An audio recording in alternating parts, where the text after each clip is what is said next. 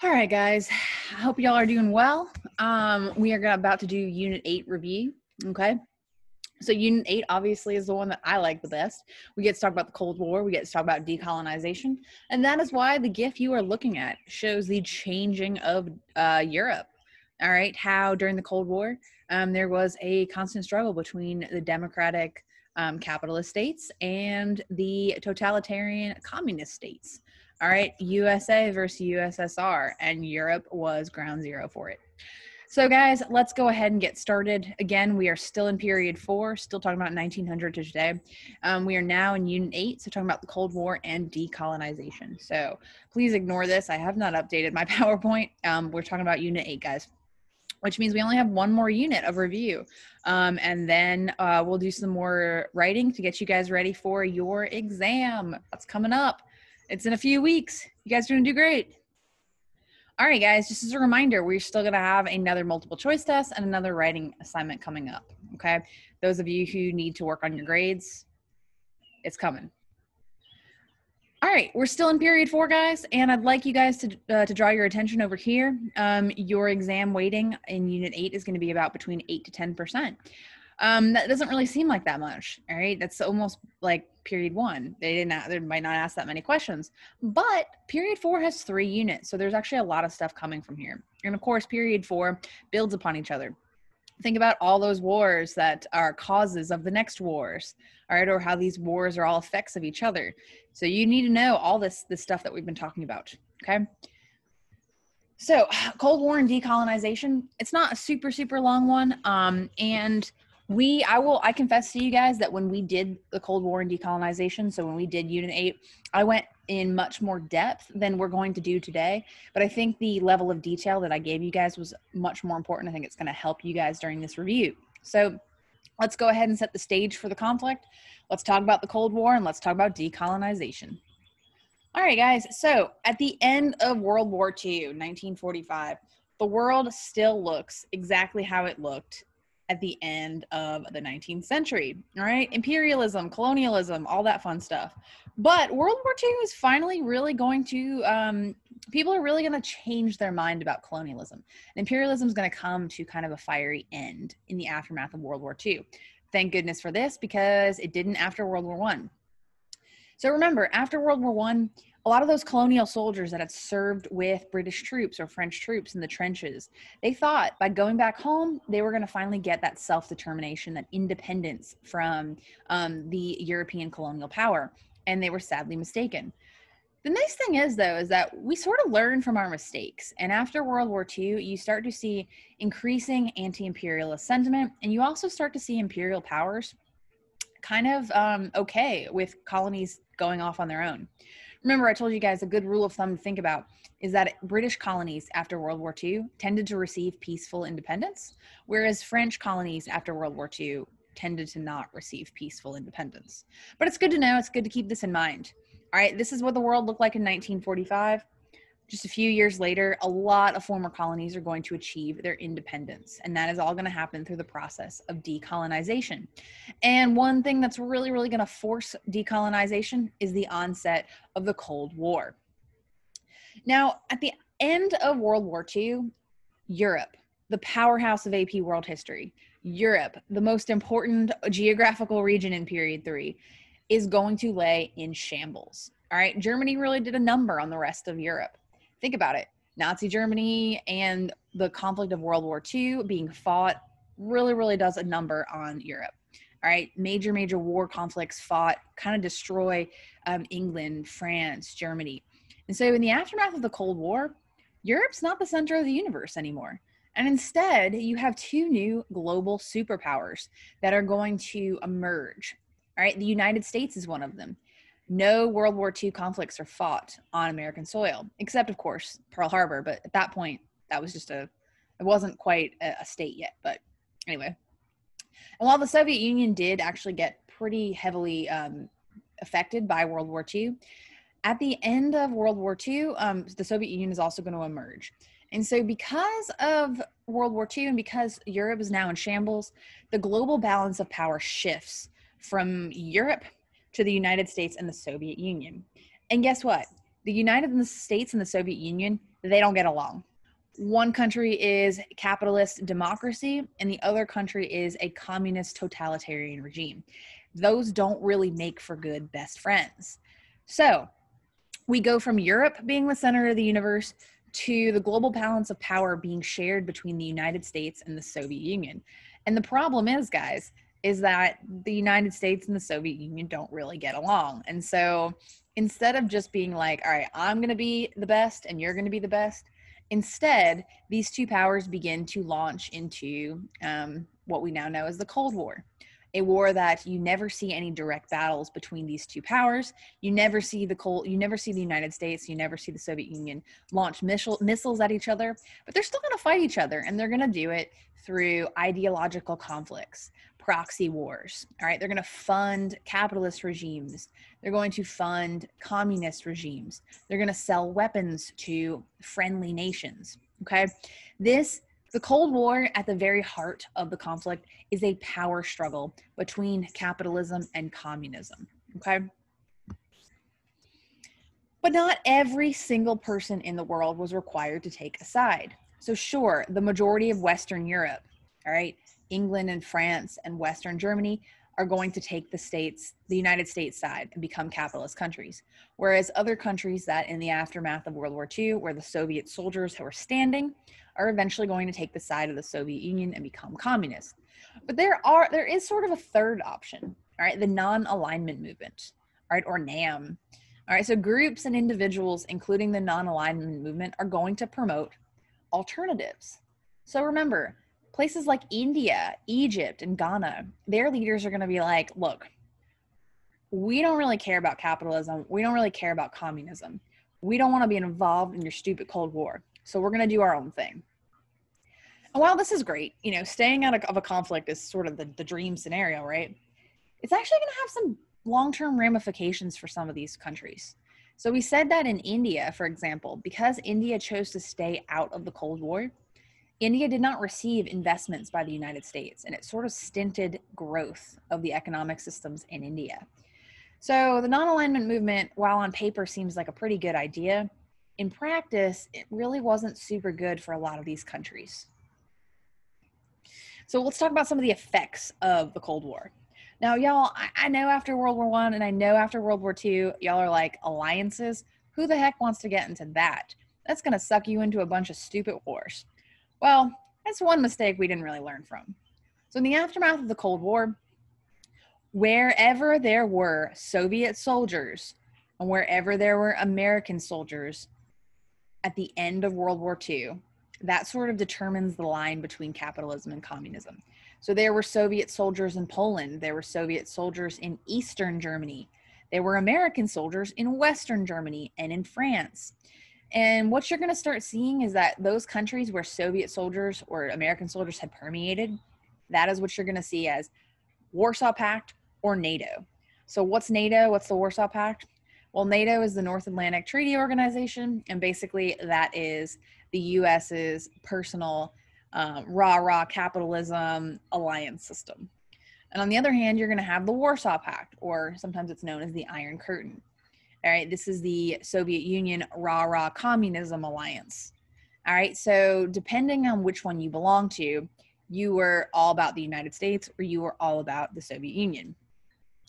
Now, part of this alliance system, of course, is if the Soviet Union invaded West Germany, everyone in NATO would come to rescue West Germany from those communist jerks. That's what an alliance is all about. But it also led to nuclear proliferation. So the United States began providing nuclear knowledge to its fellow NATO friends. It's the same in the Soviet Union. The Soviet Union also began providing nuclear weapons as well as nuclear secrets to Warsaw Pact countries. And so this is also going to lead to proxy wars. Remember, the Soviet Union and the United States can never directly confront each other because of nuclear weapons. But because of mutually assured destruction, what they're going to do is they're going to fund other regimes to fight each other.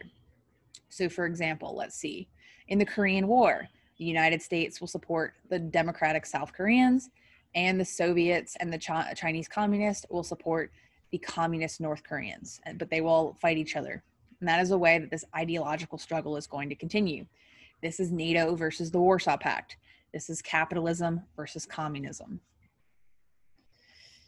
Now, it's not just the Soviet Union that will be a major communist powerhouse, all right? Lots of countries become communist during the Cold War. Probably the most important one, and the one that we spent so much time talking about, is China. So we said that in Unit 7, so the beginning of Period 4, Japan went to the Treaty of Versailles meeting in Paris, and they thought they were going to get more stuff, and instead they didn't, and they were a little upset. So Japan goes back to Japan and starts building up their military, and they start conquering other places, including China. Well, that's not really good. So when Japan is conquering China, they're also doing really, really bad things in China. And this is not going to be good for the Republic of China. All right, the Republic of China will constantly be trying to fight off the Japanese, so that by the time World War II is over, the Republic of China is going to be weakened, which is why when the Chinese Communist Party comes to power, the Republic of China can't really fight them off. So the Republic of China is going to move to Taiwan, and the communist Chinese are going to stay in mainland China. So as a result of the Japanese, and basically because of a weakened republic state of China, the communists are going to come to power, and they're going to come to power under this guy right here, Chairman Mao. All right, Mao Zedong. Now, a lot can be said about China, but not a good time to be a Chinese citizen when Mao comes to power. Mao is not the smartest human in the planet. I told you guys how he launched a personal war against the sparrows of the country, but he also was just, some of his economic initiatives were dumb, including the Great Leap Forward. All right, we talked about the collectivization of farms in China and how bad that was. Once the Great Leap Forward became this huge disaster that resulted in the deaths of, I think I told you guys either 20 or 50 million Chinese people. I can't remember the number. Mao started to feel like, uh-oh, I messed that one up. And that would result in another repressive policy. I'm blanking on the name. The Cultural Revolution, sorry. And again, the Great Leap Forward and the Cultural Revolution are going to be disasters for the Chinese people. Millions and millions of people are going to die. Children are going to be forced to report their parents. Mao's Little Red Book, absolutely terrible. But this is the only way for communism to actually survive in China, was by these horrible, horrible economic policies. In addition, communism will also spread, sort of. There'll also be some sort of like socialist policies that will spread. So you're going to see a lot of movements in the 20th century to redistribute land. So we said that happened in Mexico during the Mexican Revolution. We said it happens in India under Indira Gandhi. We said it happened in Ghana under Kwame Nkrumah. So lots and lots of areas that either embrace communism or socialism will also start to kind of work on redistributing land back to the lowest classes in society. And that's really, really important. All right, guys. So decolonization after 1900. Let's see. So we talked about two different kinds of decolonization movements. Well, first off, what is decolonization? Well, it's getting rid of the colonial powers. It's going back to being an independent state. So we said that there were two types of decolonization movements: peaceful and not peaceful. All right, peaceful and violent, peaceful and armed struggles. So what you're going to see is some movements, like Gandhi's movement in India, was a peaceful struggle against the British Empire. And you see places like the Vietnam War was a violent struggle against French imperialism as well as United States imperialism. Okay, so these national leaders and parties in Asia and Africa, they are finally sick of these imperial powers. And so after World War II, they are trying to get rid of it. All right, they're trying to get their own independence from imperial rule.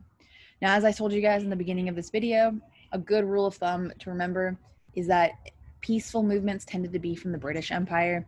Armed struggles tended to be from the French Empire. So again, India was peaceful, Vietnam was not peaceful. So after the end of World War II, some colonies are going to negotiate their independence. So India, for example, under the Indian National Congress, as well as the Muslim League, will convince England to release India, South Asia from the British Empire, which will result in the creation of India and Pakistan and Bangladesh later on. But of course, some places will have to do it through violent means. All right. But other things, specifically Africa, for example, even though the British sort of released Africa peacefully, or the French later sort of released Africa, you're going to see a lot of regional religious and ethnic movements that challenge colonialism. But later on, once they receive their own independence, they inherit imperial boundaries. So a lot of these African nations are going to inherit the boundaries from the Berlin Conference of Period 3. And that's going to be a huge problem. All right, some of the conflicts we still see in Africa today are because of these horrific arbitrary lines that are drawn without any care for linguistics or religion or ethnic homelands. All right, some of these movements will advocate for autonomy. So even though Africa, if you look at a map of Africa today, the countries that you see are still, a lot of times you still have civil wars, you still have people fighting each other because of these conflicts, because of these imperial drawn maps. Now, there are plenty of newly independent states. As we said, in the aftermath of World War II, honestly, a lot of the imperial powers finally decide to sort of give up. And so what you're going to start seeing is new states created. All right, the redrawing of boundaries after withdrawal of former colonial authorities led to the creation of new states. The big one we talked about was the partition of India. So after the British pulled out of South Asia, you get the creation of India, you get the creation of Pakistan. So India for the Hindus, Pakistan for the Muslims, and later on in 1971, the creation of Bangladesh. Okay, Bangladesh was also a Muslim state, but East Pakistan didn't want to be part of regular Pakistan anymore. You're also going to see the redrawing of some of these political boundaries. The big one that's a problem is in 1948, the creation of Israel. So after World War II, they wanted to find an ethnic homeland for the Jews. The problem is that by bringing in the Jews from around the world into Israel, you're also going to see the displacement of the Palestinians. And while the Jews will sort of fight these conflicts against Muslims, eventually the Jews will continue to take more and more land. Basically, Palestine is very, very small today because of this. And even today, we see conflicts, especially in modern day Israel and Palestine, because of these population displacements, because of these resettlements. Israel's a very, very huge problem.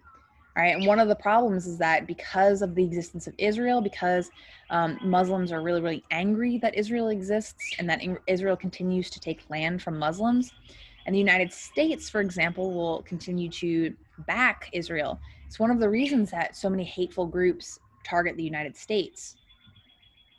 All right, we also said that in these newly independent states, governments took a strong role in guiding economic life to promote development.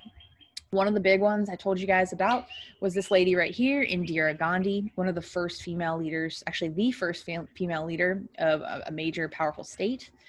She led the country, she led India through the Green Revolution. She also was a socialist, so she heavily worked on redistributing land. All right, and she's not the only one. You see a lot of countries that are going to begin guiding economic life as a way to promote development. Now, in these newly independent states, you also see the creation of something called a metropole. All right, a metropole is when you have a colonial power that gives independence to a state. You have a lot of people within that newly independent state that don't want to be part of the newly independent state. They realize they could make more money in the former colonizing country. So what you're going to start to see is a mass movement of people. All right, so people from India and Pakistan moving to the former colonizer of England. You're going to see lots and lots of Filipinos moving to the former colonizer of the United States.